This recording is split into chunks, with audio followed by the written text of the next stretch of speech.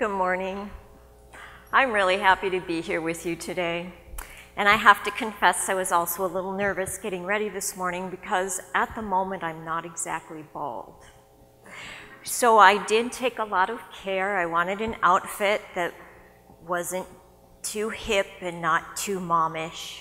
I think I lean more towards the momish side. But I wanted my hair to look good and my makeup, and I brushed my teeth. And I have a feeling that most of you took care getting ready this morning too. It matters how people perceive us. But do you remember a time when you were little and you could wear plaid shorts and a striped shirt and nobody cared?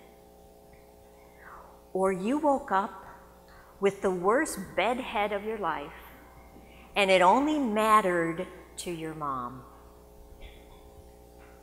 So how old were you when your appearance started to matter? And when was it exactly that you became so obsessed with your cyber image? Because the reality is, we are worried. I read a study by marketresearch.com, and they said that last year we spent $62 billion on cosmetics. The American Cancer Society, or American Society for Plastic Surgeons, says that we spent $16 billion on cosmetic plastic surgeries. And I read a study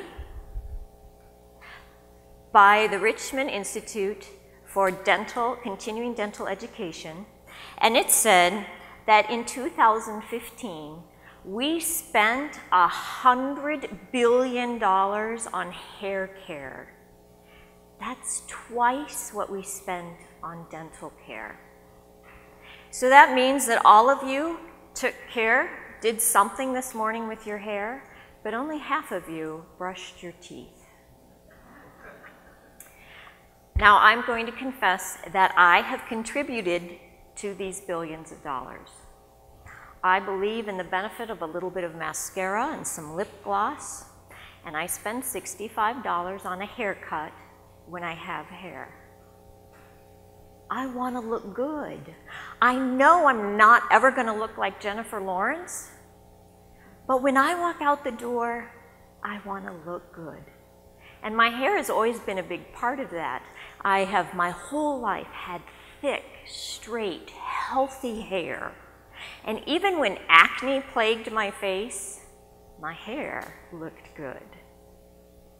Until one day, without any warning, and certainly without any permission from me, I began my astonishing journey into baldness. I was diagnosed with breast cancer on January 25th of this year. The American Cancer Society tells us that 1 in 8 women will develop breast cancer. This year alone, 252,710 women will be diagnosed with invasive breast cancer. That's cancer that has spread to other parts of your body. Over 63,000 women will be diagnosed with non-invasive breast cancer. Cancer is a scary word. And I think it's because behind cancer, we hear death. And in fact, this year, over 40,000 women in the United States will die from breast cancer. That's 10,000 more women than there are students on the KU campus. Most of those women will be between the ages of 55 and 64. I am 54. We don't like death. And even though we know it's inevitable, we somehow think that we can sneak past it. And the hardest part about hearing that I had cancer was telling the people I love. Because I could hear in their voices and see in their eyes their fear that I might die. My husband and I met with the breast surgeon the day after the diagnosis, and she was over 90% sure that once she removed the lump, the only thing I would need was radiation. And I was so happy. Why? Because radiation doesn't make you sick, and it doesn't make your hair fall out. In fact, hardly anyone would even need to know I had cancer. Surgery was February 21st. And the tumor was much larger than what they expected. And even though the cancer had not spread into my lymph nodes, because of the size of the tumor, they sent it off for more analysis to determine if I had a high risk for recurrence.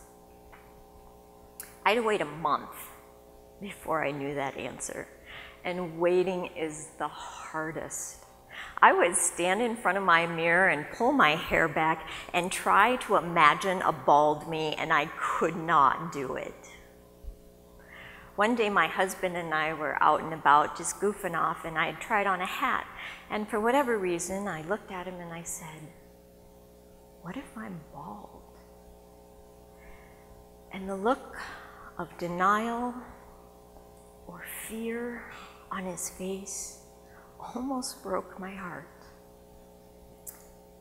And for just the briefest moment, I thought, can he love me if I'm bald?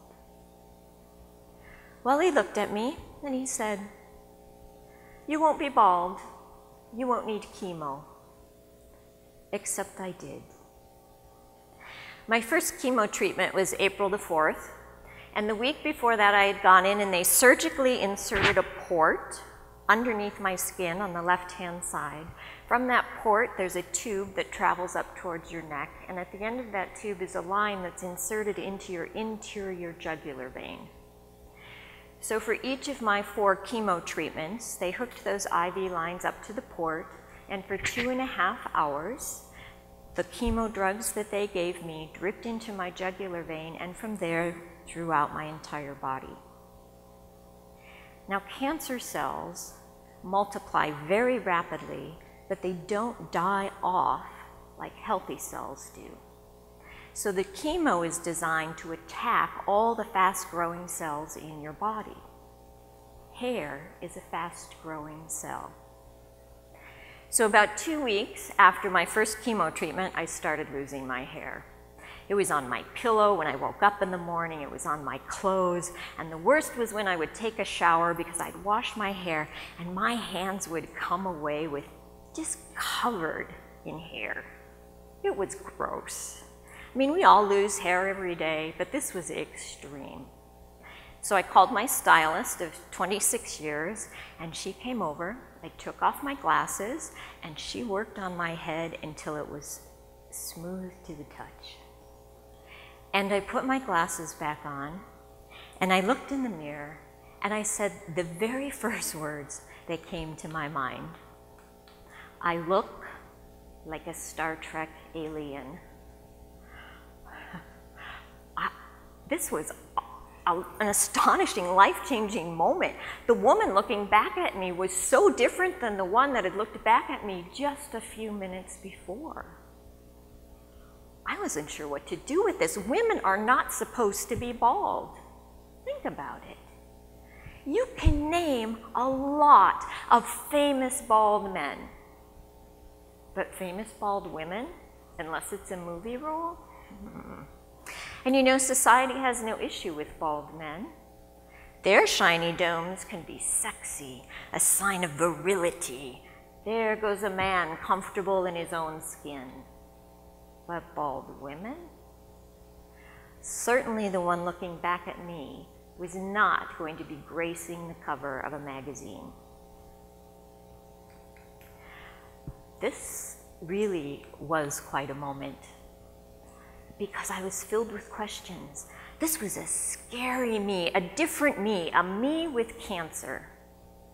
I was afraid of how people would react when they saw me bald. I tried scarves, not a good look. Wigs made me claustrophobic.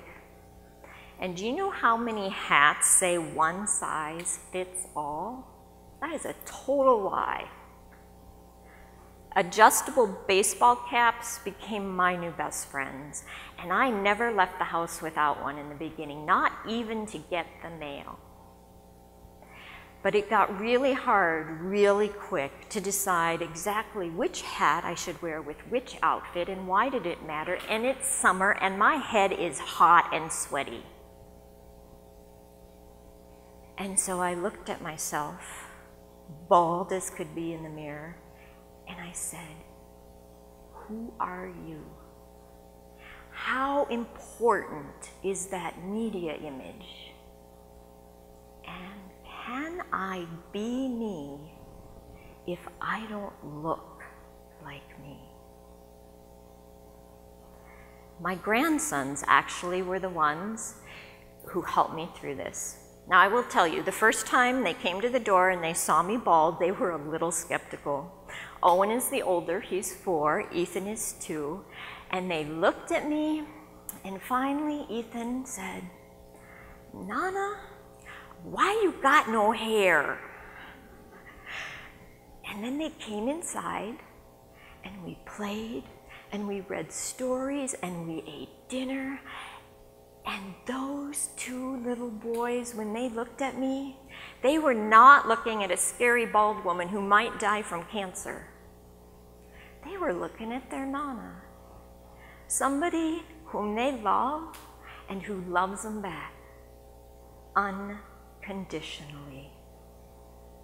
So once again, I looked at myself and I said, what's different?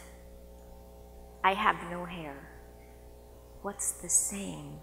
Well, my height, I'm still short. It didn't change my weight, sadly. My smile was the same. My funky little toe didn't change. My laugh, my hopes, my dreams, my loves, they were all still me. And so I just decided to take my bald self out there for the world. And astonishing things happened. Women started coming up to me on the sidewalk, in the grocery store, at the library, at church, and they would say things like, I used to have a hairdo like that. Or, I'm a 10-year survivor. Or the one that really got me, because never ever in my life had a stranger said this to me before. You are beautiful. I learned so much from people going through this journey with cancer as a bald woman. We are never alone. You know, when I found out I had cancer, I wanted to just go sit in my room. I didn't want anyone to know. And there's something about a diagnosis like that that makes you think, I'm the only one. There's no one else out there with this problem. In fact, there are 3.1 million women in the United States right now who are either undergoing treatment for breast cancer or who are breast cancer survivors. I wasn't alone. And when I decided to tell people about my cancer, and they told people who told people, I was blown away by the support that I received. Cards, flowers, gift baskets, blankets, visits, meals for me and my family. I was bathed with these things. And I was surrounded by prayer. I am a very strong believer in the power of prayer. Prayer unites us, it makes us stronger, and it's a way that we share our stories, especially our burdens. I had family, friends, acquaintances, Even the cashier in the grocery store wanted to know my name so he could pray for me. Total strangers. We are never alone. There's fear versus reality too. You know, when I was diagnosed and told I needed chemo, it was worse than the day they said you have cancer. And I went in my room and I closed the door and I laid on the bed and I cried and I didn't want to talk to anybody and I watched stupid TV. And I think it was because I had heard so many stories about chemo that I was afraid of it. But for me, the reality wasn't near as bad as what I had feared. I was in the restroom one morning washing my hands, and a woman came up to me and she said, "Can I ask you a personal question?" And I said, "Sure." She said, "Do you have alopecia?" Now, alopecia affects mainly women, but can affect men. And when you have it, your immune system attacks your hair follicles, and it can cause complete and total baldness. So I looked at her and I said, "No, I'm bald because of my cancer treatment." She said, "You're so brave." And then she looked at me, and there was such fear in her eyes. And she said, "I have alopecia. What's it like to be bald?" And I was so glad that I could honestly look at her and say, "It's not bad at all. In fact, it's one of the best things that's ever happened to me." How often what we fear is so much worse than what actually is. Another astonishing thing that I learned was that people looked to me to see how they should react to my cancer. If I was comfortable being bald, they could be comfortable around me.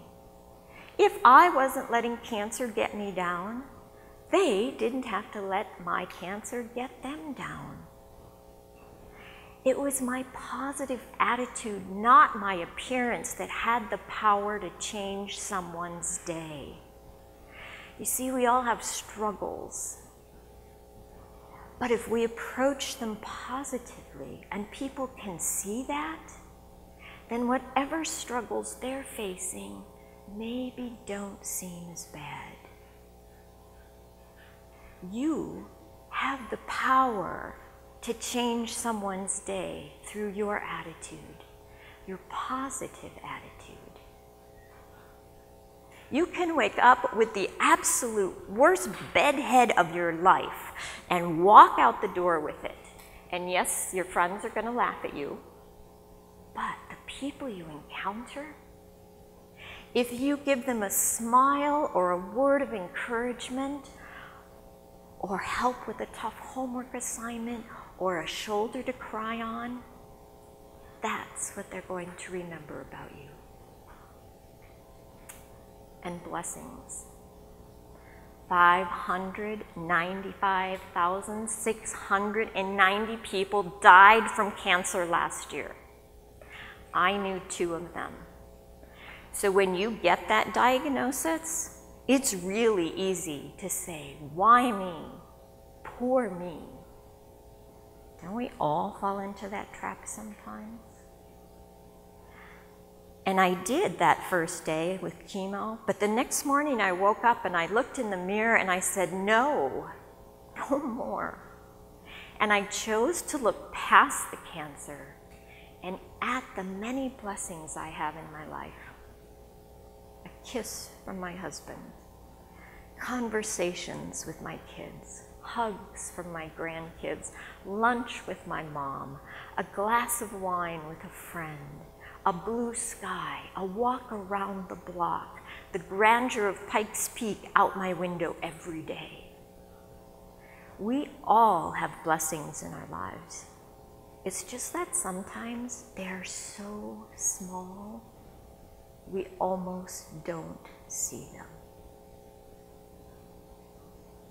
appearances matter. Or do they? Because honestly, I think appearances can be deceiving.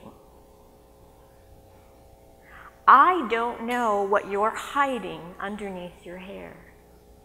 Maybe it's the loss of someone you love through death or divorce or a move across the country or a bad breakup. Your hair can't tell me if you live with abuse or addiction or a job that barely lets you get by, or if you're suffering from loneliness or despair. I can't tell just by looking at you what troubles you're hiding. But society does tell us that appearances matter. When I look in the mirror each morning, I can choose that, or with the grace of God and the strength of my community, I can say, not that much do they matter. If I live with authenticity, being myself, not that image that I'm posting on Snapchat or Instagram, but me from the heart, I'm going to have a better day. If I can live with compassion, because we do all have struggles, and the more we support each other, the more compassion we have for one another, the easier those struggles are to bear. And I can choose to live with gratitude for everything I have, including and especially the really tough stuff. And love. I have been bathed in love since January. I know that I couldn't do what I have done without that love. It's the best thing that we have to give one another. Because you see, we're all going to wake up tomorrow morning, and we're all going to look in the mirror, and we're going to do what we do, and we're going to leave the house either satisfied with what we saw, or I'm out of time, I got to go. But how tomorrow goes depends on you. You see, my life since January has not been astonishing because I was bald. You don't have to be bald to have an astonishing life. All you need is to live authentically, with compassion, with gratitude, and with love. And no matter what you struggle with, and you will struggle, if you have those things, you will have an astonishing life.